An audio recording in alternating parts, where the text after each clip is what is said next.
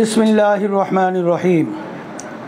প্রিয় দেশবাসী, জাতির এই অবসরণীয় বিজয়ে মহান আল্লাহ রাব্বুল আলামিনের দরবারে অসংখ্য শুকরিয়া জানাচ্ছি। আলহামদুলিল্লাহ। জাতীয় এই গৌরবময় বিজয়ে যারা জীবন দিয়েছেন, রক্ত দিয়েছেন, আহত হয়েছেন এবং আন্দোলনে সক্রিয় ভূমিকা রেখেছেন, তাদের সবার প্রতি শ্রদ্ধা ও কৃতজ্ঞতা জানাচ্ছি। প্রিয় দেশবাসী, জালিমের বিরুদ্ধে ঐক্যবদ্ধতার সুফল আবারও প্রমাণ করেছি আমরা।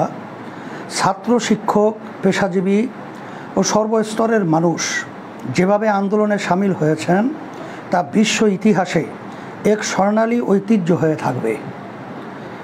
প্রিয় দেশবাসী, জালিম দুর্নীতিগ্রস্ত এক নৃশংস স্বৈর শাসকের কবল থেকে আমরা মুক্তি পেয়েছি।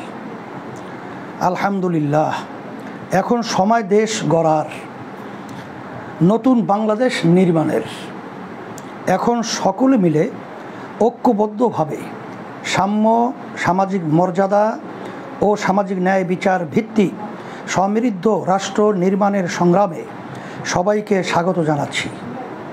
প্রিয় দেশবাসী, এই রাষ্ট্র আমাদের, দেশের প্রতিটি সম্পদ আমার আপনার টাকায় গড়া। দেশের 18 কোটি মানুষ মিলেই আমরা একটি জাতি। রাসূলুল্লাহ সাল্লাল্লাহু আলাইহি ওয়াসাল্লাম মক্কা বিজয়ের পরে যেভাবে সবাইকে নিয়ে উম্মাহ গড়ে তুলেছিলেন, আমরাও সেভাবে উম্মাহ গড়ে তুলব ইনশাআল্লাহ। সেজন্য দেশের কোনো সম্পদ যেন নষ্ট না হয় সেদিকে সতর্ক দৃষ্টি রাখুন। সংখ্যালঘু ভাই বোনদের নিরাপত্তা যেন ক্ষুণ্ণ না হয় সে বিষয়ে সজাগ থাকুন।